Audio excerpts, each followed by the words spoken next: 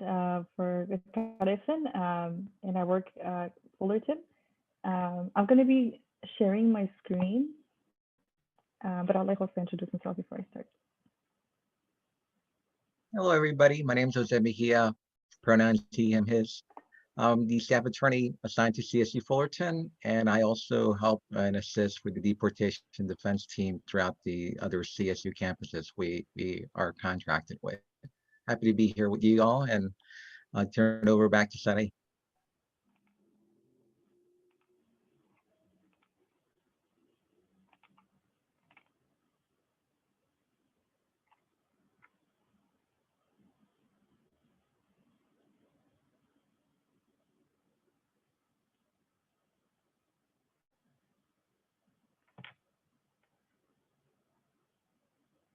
All right, so just a quick note, everything in the presentation is not legal advice. Everyone's immigration situation is different.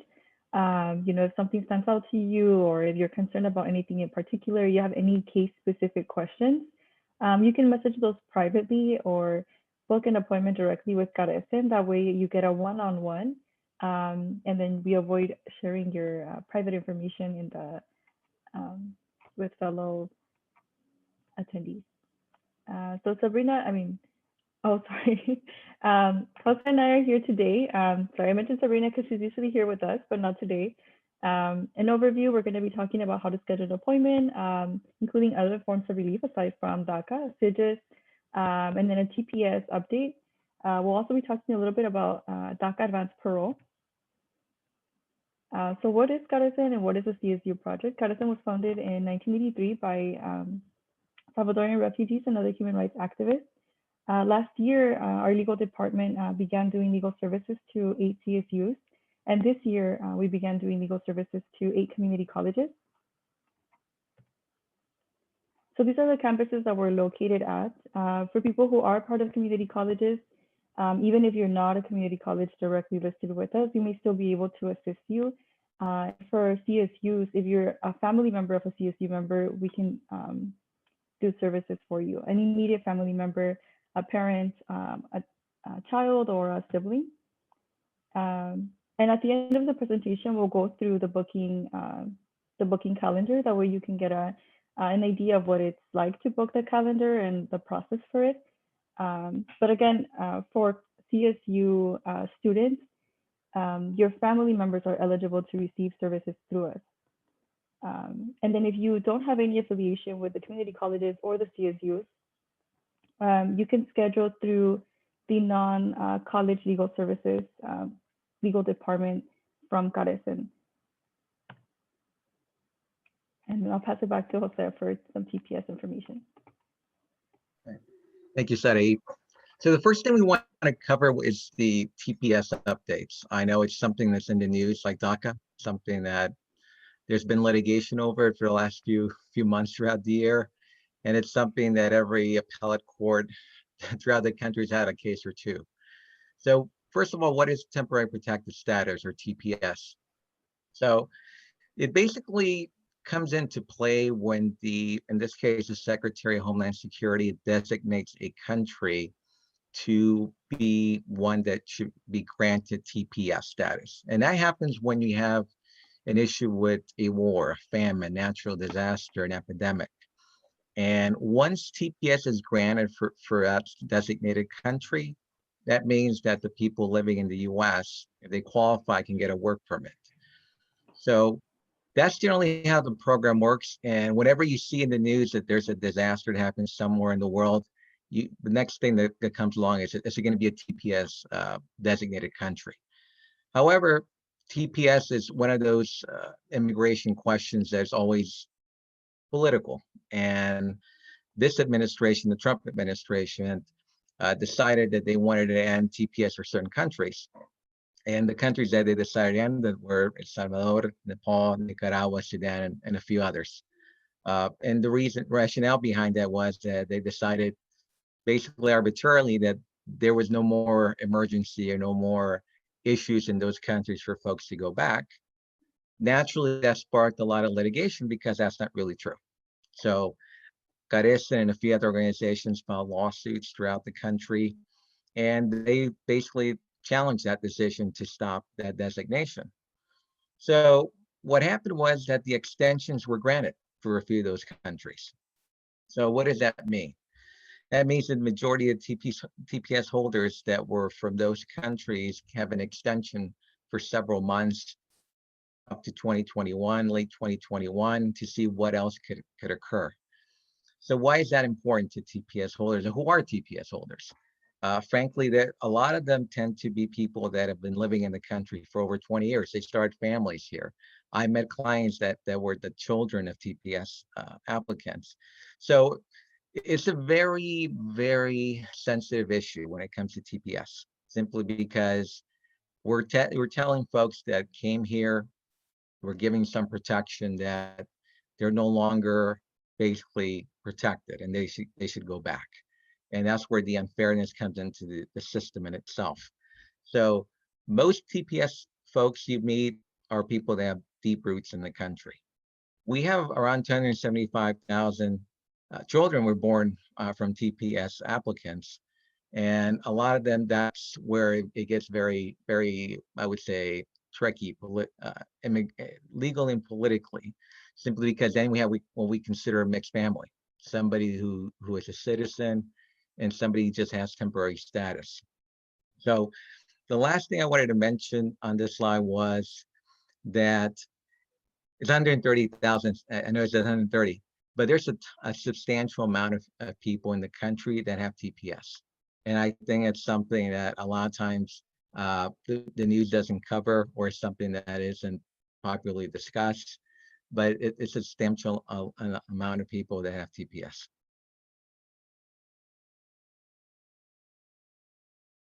So I mentioned the extensions. So where does that come into play? Well, December 9th, the administration basically said, look, we're going to extend these updates, TPS protection, up to October 4th, 2021.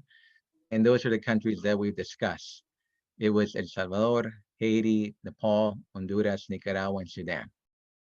So it doesn't mean that the fight it's over. It's not. This current administration is still defending those actions to end TPS in lawsuits throughout the country, and naturally expect organizations like CARECEN to do the same thing, to oppose those lawsuits and file appeals. So we always ask folks to get involved with us, with the Save TPS campaign. There's a lot of folks out there, organizations that go out of their way to make sure that there is a campaign out there. And I know this National Alliance, this organization, does a great job of providing that fight, so folks can go out and basically campaign.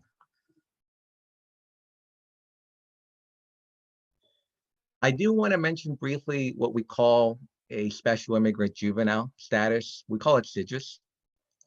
It's something that's close to my heart, because I work with a lot of juveniles that qualify for this program. And it's something that I've seen several clients throughout, just not Fullerton, but throughout their campuses that qualify for this program. So what is that? SIJUS is not one of those programs that you hear in the news. So it's a classification under federal law that allows certain undocumented children and youth to obtain lawful permanent residency, a green card, and ultimately U.S. citizenship. This is why this program is so special. It provides a pathway to residency and citizenship, which is ultimately what we all want our clients to go. Get out of the immigration system, become a citizen, no longer have to deal with anybody in immigration. So this program is very beautiful in that it gives them that pathway. And the requirements is twofold. And this is why I think this is not as known as other programs like TPS or DACA. One is that it requires a finding in state court. Juvenile, its actions are state court, they're not federal.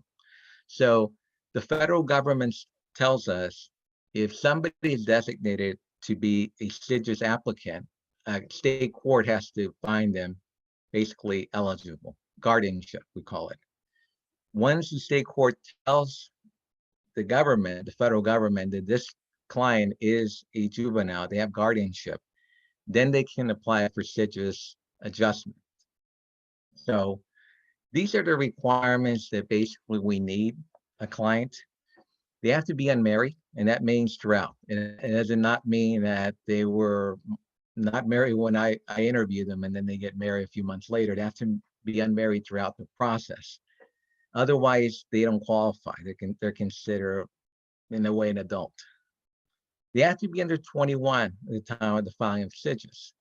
This is where I know where there's an issue. I know a lot of folks think when you're 18, you're an adult, but immigration considers you a child until you're 21. And this is where states like California is taking advantage and have provided legislation that allows for us to qualify students that are under 21 for this program. Because if they're under 21, they meet the requirement under federal law for a child in terms of immigration. So I mentioned those two requirements. The third one is the one I mentioned about state courts. They need to have a guardianship court, probate court in California state that this child is considered dependent.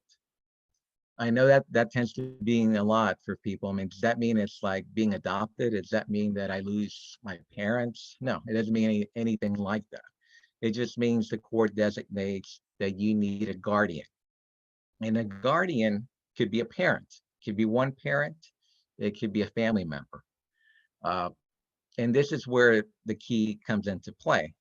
The requirement under federal law is that reunification with one or two parents is not viable due to abuse, abandonment, or neglect. And it's not in their best interest to be returned back to the home country. So a very common scenario for this case is a one-parent household. One parent's not in the household. The child has no idea what happened to that parent. They've been brought up by one. And we can basically say, hey, the other parent was never in the picture. There was an abandonment issue at the very least.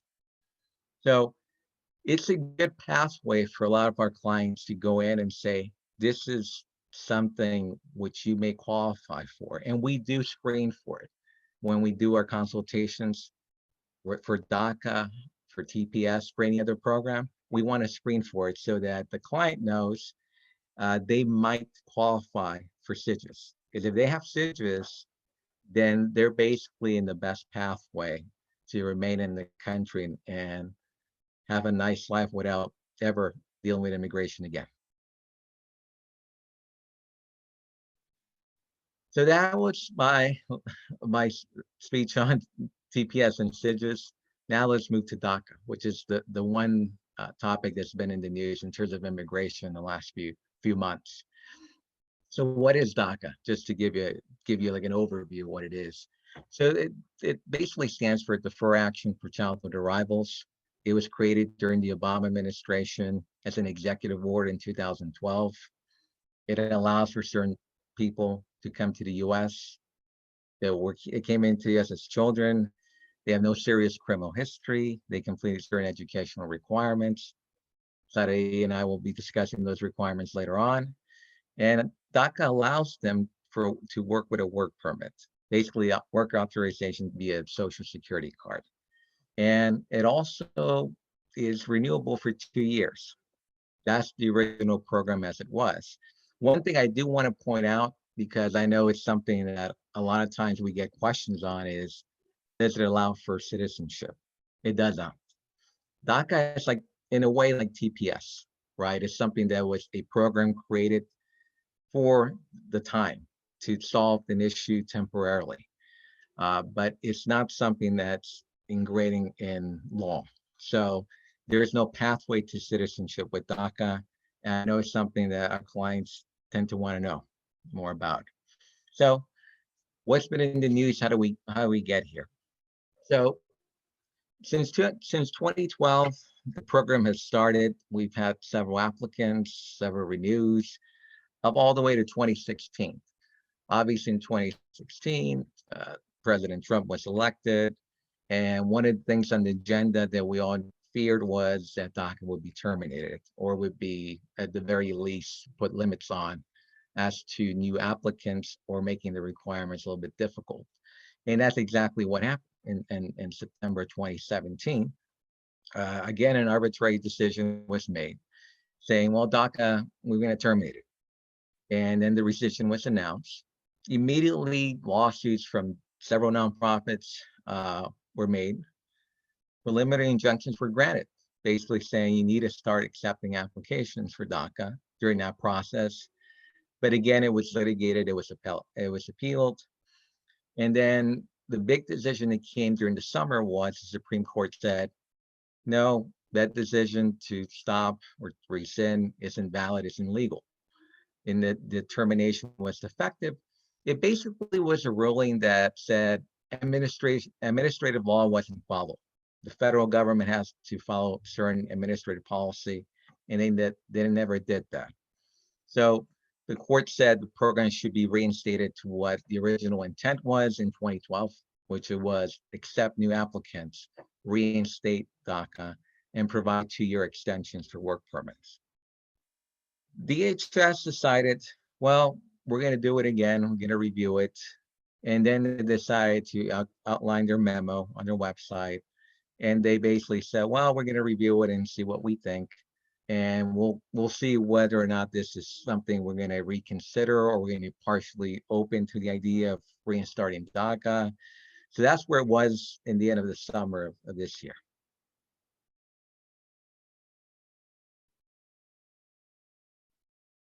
So what happened the last few months, I would say the last month, that honestly, was that there was a district court, and the district court found the same rationale that the US Supreme Court found, was that, again, administrative law, the Secretary of Homeland Security didn't have the authority to issue memorandum to limit DACA, which is what the Secretary did. So the court basically told them they have to post on the website, they have to give remedies, basically, aka accept applicants, new applicants, go back to the policy that was in effect in 2012. And they basically decided they were going to do that. And in the meantime, other courts came out with the same version of it, saying, well, same policy. Chad Wolf didn't have the legislative authority to do so. And again, the government at this point said, well, okay, fine, we're going to put it on the website and leave it as is, saying, okay, put it in the website at 5:00 p.m., literally Pacific time, the end of the day, saying, okay, we're going to start accepting applications. And that started December 7th of this month.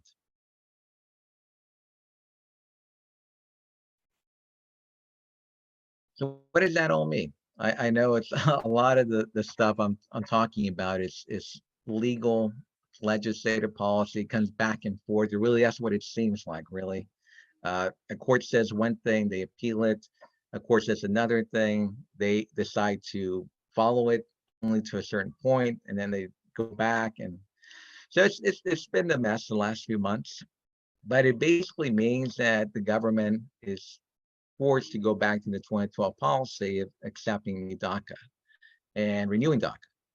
So that means that we're going to go back to the two-year grants of work permits instead of the 1 year, which was what Chad Wolf decided was going to be the program in order to limit the basically availability of DACA. So it also said that advanced parole could be requested, and they require or they show a need to travel due to education, employment, or humanitarian reasons. I know advanced parole might not be familiar. It's a topic that might not be familiar to some of you, but it's something we'll discuss later on. It's now available in case a student needs to get advanced parole.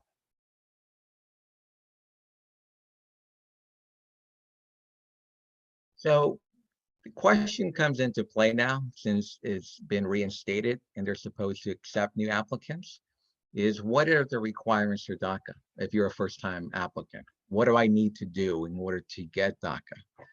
So the requirements from 2012 have been the same. And one of them is basically that the age requirement, you have to be, at least you came to the US before you reach your 16th birthday. Okay, seems simple enough. Age, you have to be under 31 as of June 15, 2012. Again, it seems simple enough there.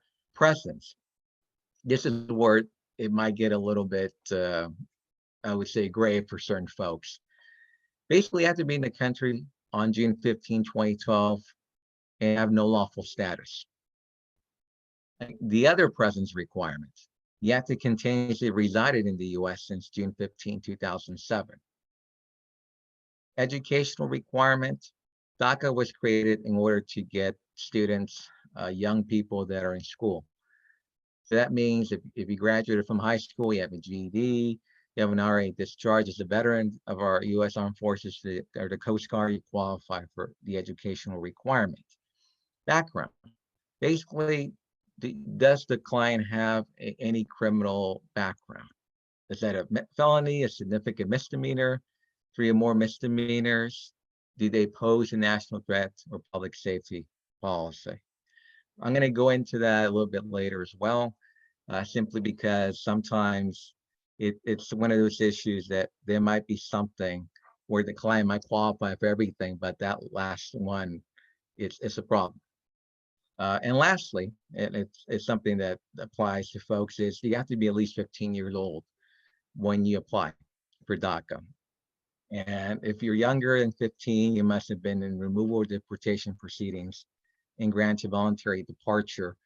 It's one of those legal strategies we use for deportation defense when it comes along, but it's one that can be done in a situation like that if they're under 15. And now I'm going to turn it over back to Sarai.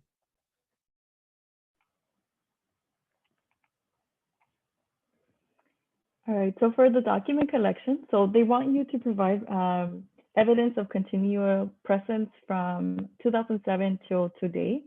And a lot of this evidence is going to have to be like school records. If you weren't in school at the time, then you can supplement that by religious documents, photos of you, medical records even.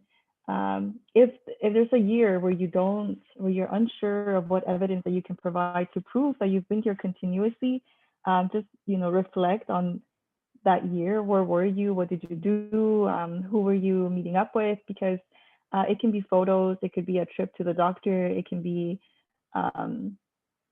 almost anything, even up to Facebook posts, even though that comes with its own advice about whether you should share a lot of your social media. But if that's the only option, and if it has solid proof, like a photo of you attending somebody's graduation and they have a diploma that has a date on it, as long as everything is dated, tracked, it'll be useful and helpful. And then just some general advice on how to collect your documents and organize them. Try to organize everything into PDFs.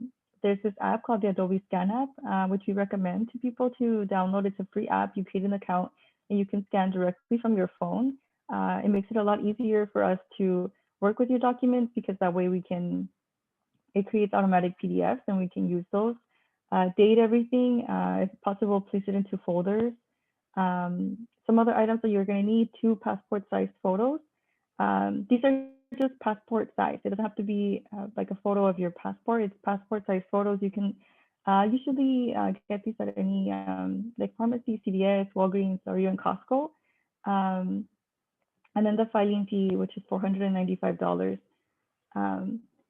Something else is if you are really having difficulty finding evidence for a year, don't rule that out yourself as making you not eligible. Together, maybe we can brainstorm and find something. And additionally, we could even help you write a declaration for you to supplement your application.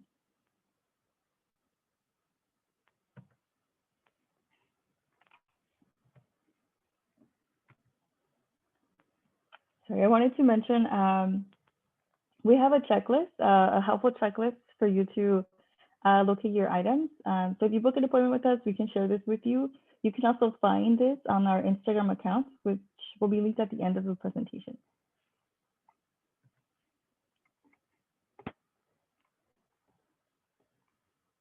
Okay, thank you, Sarai.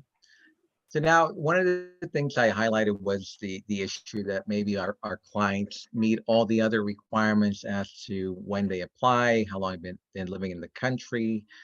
their educational requirements. But there's one thing that's nagging that in that record, and is that they made a mistake, and that's what unfortunately happens to a lot of young people, is that they might have gotten some kind of criminal record. And the way DACA works is that if you've been convicted of a felony, a significant misdemeanor, 3 or more misdemeanors, and if you don't pose a national threat or you pose a national threat to public safety or national security, you don't qualify. So it's a two-part analysis. Really is, do you have one of them, right? Do you have a felony, and are you considered a threat to national security? Do you have a significant misdemeanor and you're a threat to public safety? It's something that we have to do an analysis for.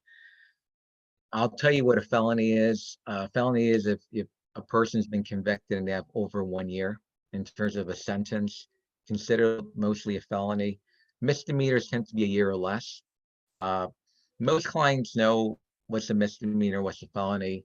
At least they've been told what it is. The term significant misdemeanor is one that's a term of art.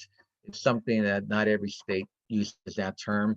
But in this case, I consider significant misdemeanor to be important simply because if our clients have one issue on their record, it tends to be a DUI. So driving under the influence. A DUI is considered a significant misdemeanor for DACA. In some other cases, some other immigration benefits, it's not considered one of those requirements, but for DACA, it's considered a bar. So if you have a significant misdemeanor, it's something that we have to look at when we do a consultation and review. There are remedies for it, and that's why it isn't as easy as saying, well, you don't qualify for it. We have to look and see whether the client was given due counsel, due process. There's a Supreme Court decision in 2012 that made it clear that a defense attorney had to provide immigration information consultation to the client before they agreed to plead anything. We've had clients that agree to plead to different items, but they were never told the immigration consequences. So there's remedies there, and it means that it might take longer for a client to get DACA, but it's a possibility. So we definitely want to see clients that have some issues. It is not a deterrent either. If you have one of these, or you know somebody that might qualify, but you know why, they have a felony, they have a misdemeanor, and if you think they don't, regardless, send them our way. We can do an analysis, we can check and see. We always call it a totality of the circumstances. It's a term of legal art, and that's the way immigration uses it. It's a totality, right? Felony and public safety, significant misdemeanor, or national security. They have to see whether or not somebody qualifies. They might decide that it's not a big issue and say, okay, great. At the very least, it's a flag case though, right? If somebody has a DUI and they're a first-time applicant, it's gonna get flagged simply because they have to admit it, and they can always check the immigration, what government, the local state or county that prosecuted. So it's something that we ask our clients in order to save time to provide those records to us. Make sure that if they get records from their public defender or their private attorney. I do also want to make this clear that citations like traffic tickets and those citations for not moving your vehicle are not considered infractions for DACA. So they're not things they're going to bar you. A lot of clients have 1 or 2 of those things on the record, and that's perfectly fine. It doesn't stop them from applying. So we do want back to the documentation issue for these records.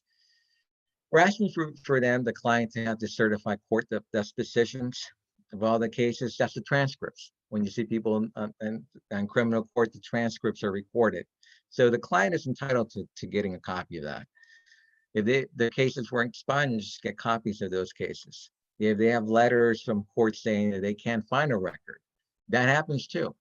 Maybe immigration they do background checks, and they might say this person has this misdemeanor, and my client doesn't have that.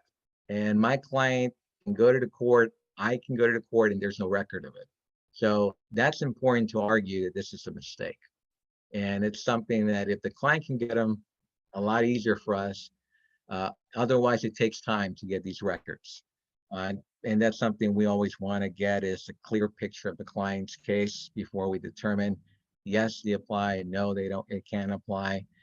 And always, whether it be CARECEN or another agency, if you have a client or a friend or a family member that has something on their record and they're considering doing a DACA for the first time, please get legal advice. It's one of these that for sure, when you have a record, you need legal advice. This is one of, because this would be an easy no for USCIS to say no if they have one of these. And we don't want them to get there without getting a complete picture of their rights.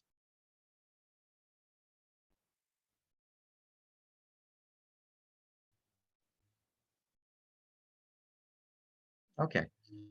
So going back to, well, what's the risk for DACA now, right? There's always the risk factor when you're advising folks is, well, what does this all mean? What if I file an application and what do I expect from it? Are they going to say yes? Are they going to say no? What harm could occur to me or my family? So I want to go back to the actual memo there. And the ruling is that they have to start accepting DACA applications. You can read it in detail. It basically says what I said in 2012, that it goes back to that process, back to 2 years and work permit, back to extending renewals for advanced parole, back to accepting first-time applicants. Now, one of the things that USCIS made clear on their website was that the red box highlighted there is that they're going to comply in the meantime, but they may seek relief.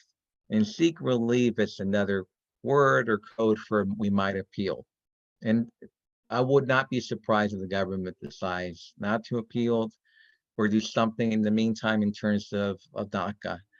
But they haven't announced it and they haven't provided the opposition counsel any notice of it so far, which is maybe something that, again, strategy. It's something I can't tell you why they're doing it and why they're not doing it, but it's the government and they have that right to do so.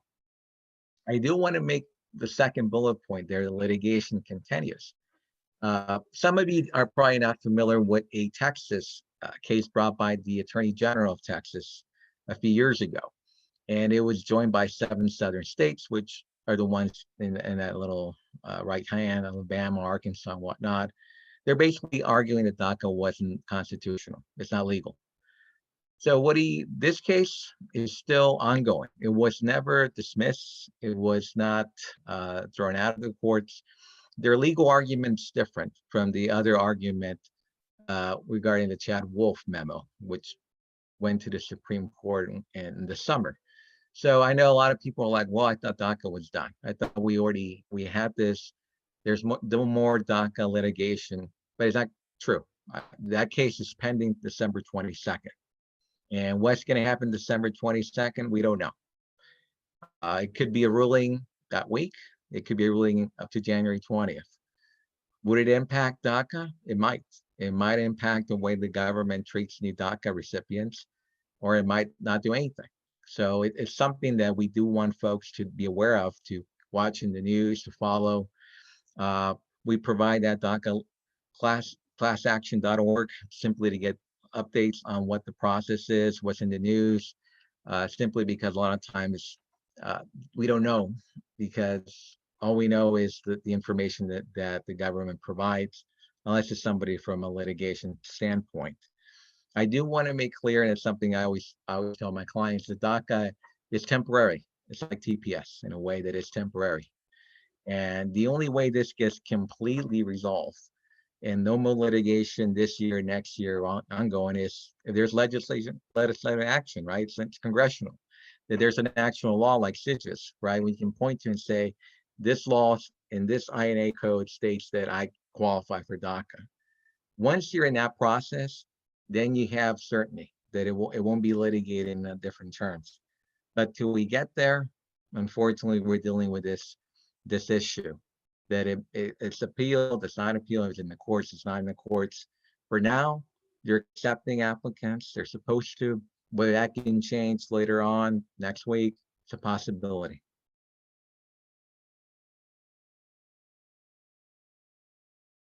Okay.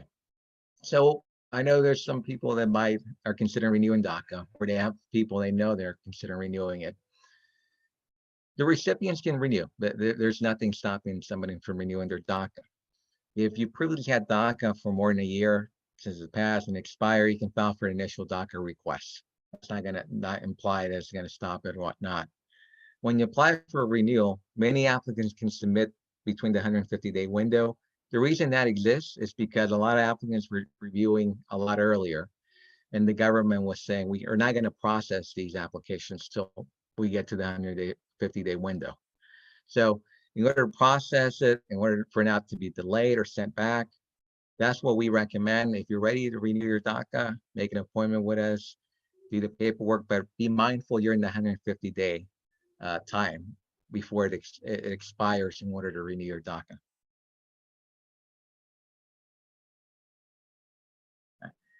I mentioned advanced parole. So advanced parole is something that, like I said, a lot of folks don't know much about. It's a term when we say advanced parole, to means you need permission from the government in order for you to leave the country. And that's a scary proposition for a lot of folks, simply because if you don't have legal status, LPR or citizen, there's always that issue, like, can I leave the country without them jeopardizing what I have here in the United States? So with DACA being reinstated to what it used to be in 2012, the program is as is. Recipients can apply for permission to travel abroad and return to the US via advanced parole. So advanced parole comes into play, and you have to show one of these three conditions, right? Humanitarian reason, an educational reason, or an employment professional opportunity. I gotta say that not all of these are the requirements, the categories for applying for it. It doesn't mean that the government will grant it. So you might have an educational reason, that you might have a internship, or you have a summer abroad program in Europe or in Asia or in Latin America. It doesn't mean that the government will consider it, but it's one of the categories. So the next question is, well, how do I apply? If I have DACA, how do I apply? Because I'm interested in this, or I need to. So the first thing you need to do is obviously schedule an appointment with a service provider, CARECEN, or another legal agency to review. And the reason why is because advanced pro is its own category. So even though you still have DACA, you got to show us what the documents are there, right? The work permit, the passport pictures. And the proof is the key to this, getting advanced parole. Those three, one of those three. It's not cheap. It's $575 money order, and $85 for biometrics. Why do they charge $85 for biometrics? Simply because if you have DACA today and something happened a few months from now, and you know, let's say you get a DUI, and then you're asking for advanced parole, they're going to come back and say, hey, you have a record now. So it's a flag for them. So that's why they do biometrics. And you need to know that you need a passport and two size photos there. So advanced parole, definitely, it's something that's available for DACA clients that are applying first time or renewals, but it's something that I definitely advocate for you to get legal counsel on, simply because it's a big risk folks are taking if it's not done correctly.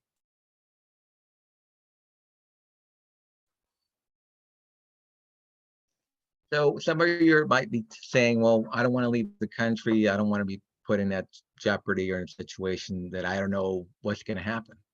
And I understand that. It's something that most clients tend to have those feelings. But sometimes people leave because they have to, one of those requirements. One of the things that's very interesting about immigration law is that there's a lot of exemptions on the books. One of them is what we call a valid entry.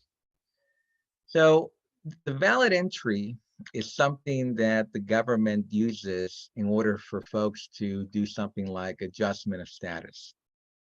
So generally, in order to have a valid entry, it means that the government has to basically say to you, yes, we allow you into the country, we stamp your passport, you went through customs, you did everything right.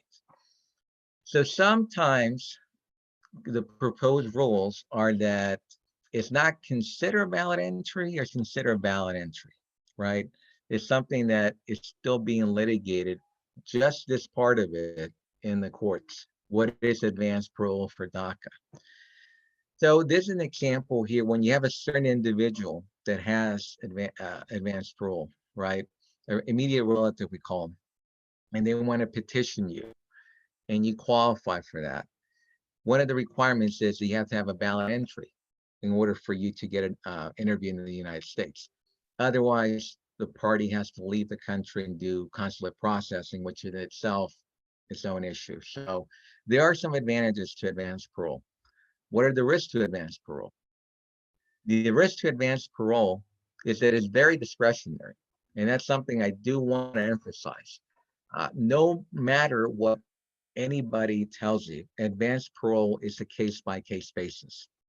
If they consider your trip abroad to, let's say you're going to go to Madrid, it's not an issue for you because you might have great grades, you might have the support of your professors, but if they come back and say, you know what, we're not going to give it to you because we don't think it's not considered educational for our purposes, unfortunately, you're not getting it. So it's something that's very discretionary. So it's something that people need to know. Also, the filing fee is pretty high. $660 is not cheap for anybody, especially students. Anybody in the educational nonprofit field will tell you twice that these are fees that cost a lot of money and there's no guarantee. So other limitations, obviously COVID-19. There might be issues with traveling to other countries that might not allow us to come in due to COVID. The state of DACA is always an issue too. I think that's always the cloud for us right now, the cloud. I say the cloud because it's a possibility it might be terminated, might have an injunction these last few months, or that the government might not process your application. I say not process application because the government tends to do that. And the only time we find out about that is when we have allies tell us, hey, my client application is not being processed, and they told me the reason why. And then it's news to us. So a lot of times it's not transparent as to why or why not they're accepting or not processing applications.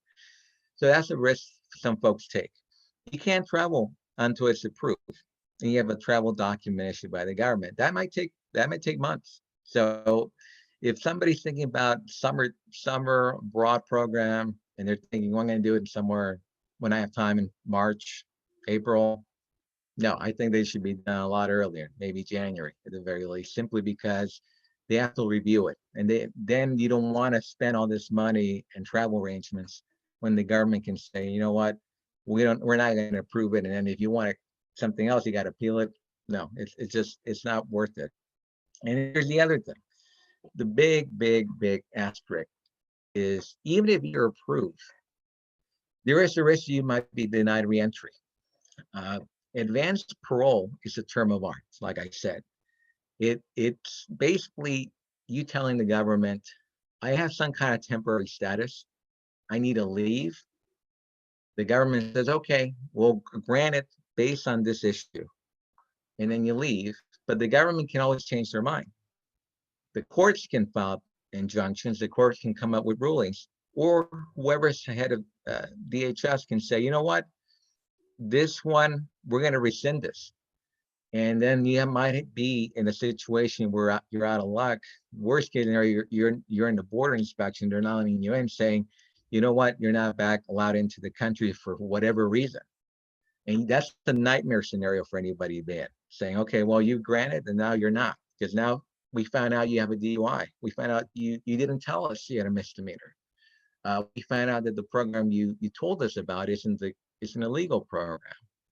Whatever situation comes along, the government can always say, that was just a permission based on the information we had at the time. Times have changed, we're not going to allow you in. So it's a big risk. That's why it's like consulate processing in a way. You want to talk to an attorney and see where you stand. So the next step is, what do you do? What's the next steps? So for sure, we're here, we're free. The CSU is paying. for this great program, use us. Use me, use Sarae, use your colleagues. Make appointments, book us, spread the word. I can tell you how many stories I've had people that went to notarios, paralegals, people that just didn't know what to do in terms of paperwork. They got charged a lot of money and they got scammed. And not only are they out of money, but they're in a bad position legally. So you don't want to be there.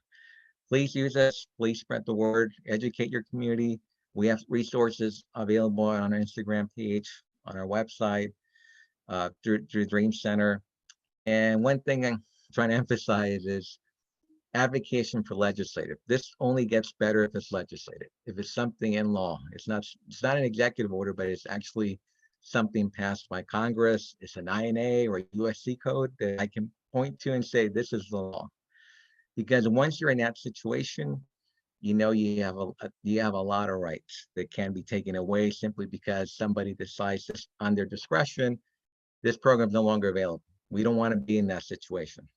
We want folks to fight and advocate for actual legislative change. That means Congress. They have to spread the word in order to get Congress to change. And that's how DACA can become a legislative program or something similar to DACA or TPS, become legislative, become issues that are no longer going to be debated or discretionary from one administration to another. We don't want to be in that position.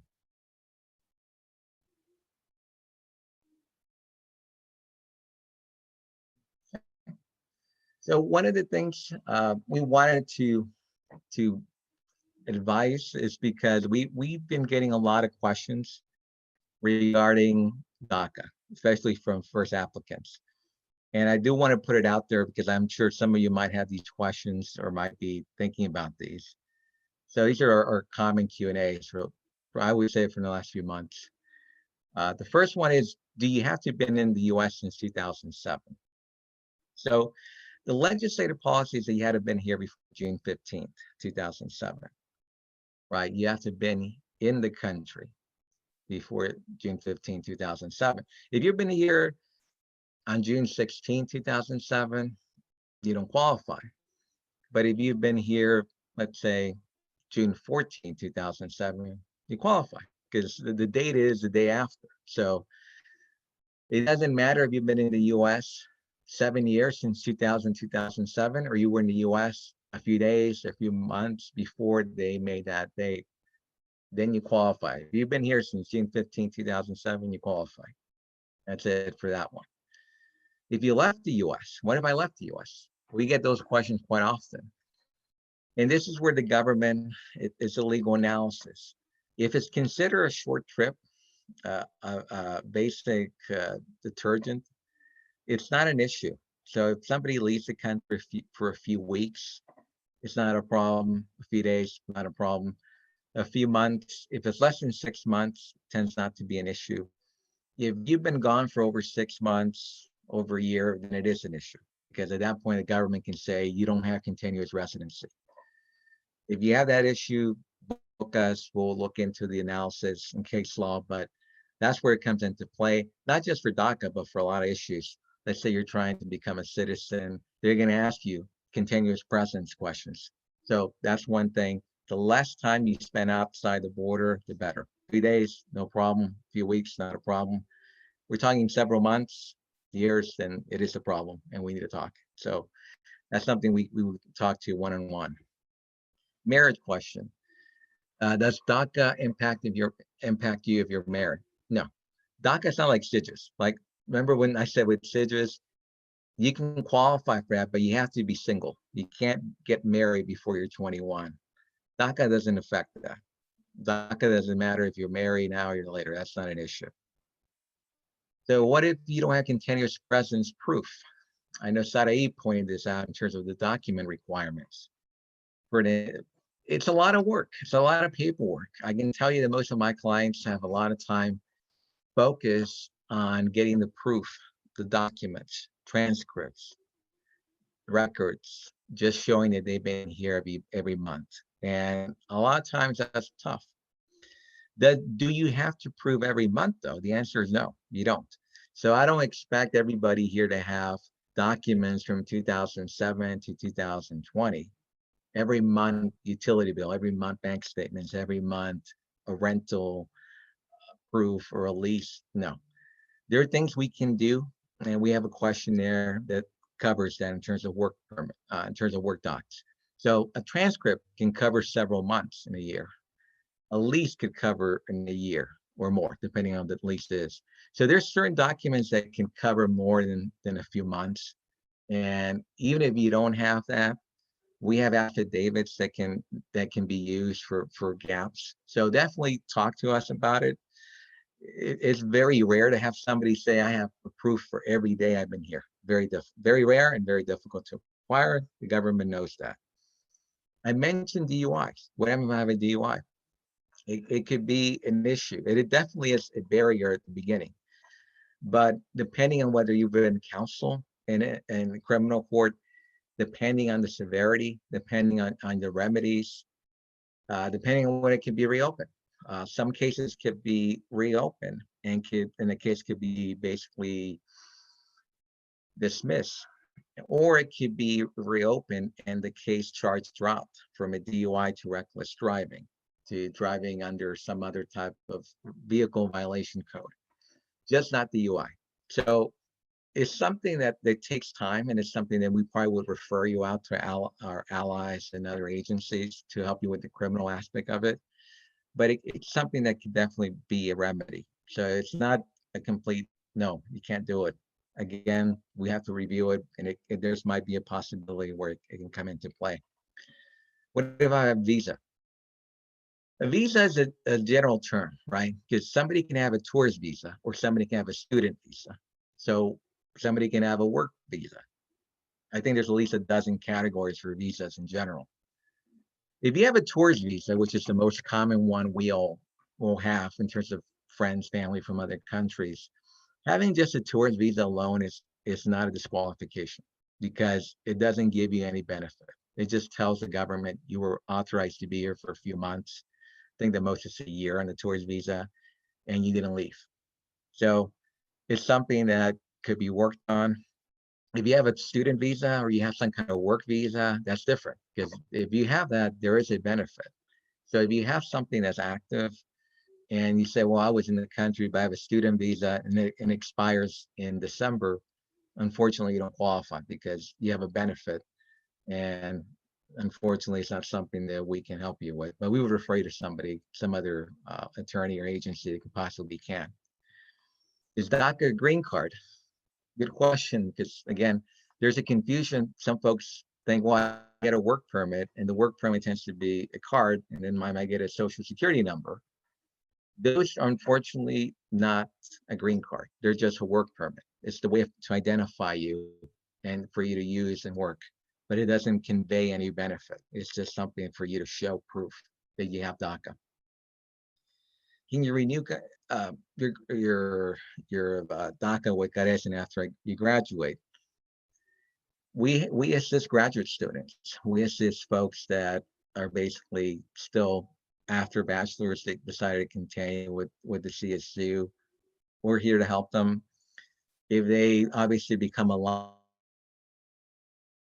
and they don't go back to school, or they're at an age that has been several years, unfortunately we don't. The contract only applies to CSU students, undergrad, grad, family members of CSU, faculty, staff of CSU. So as long as you can show that you're in the CSU, we can help you. If you decide to go to community college to transfer, or there's an issue that you have to go to the community college, we have a CARECEN community college team that handles those. And if not, CHIRLA and other agencies, Jewish services throughout the state, we all been divided up to serve the CSU campuses and community colleges campuses. So if you're in a system of higher learning, the UCs have their own system. There's always some immigration legal assistance for free that students can go into and apply for.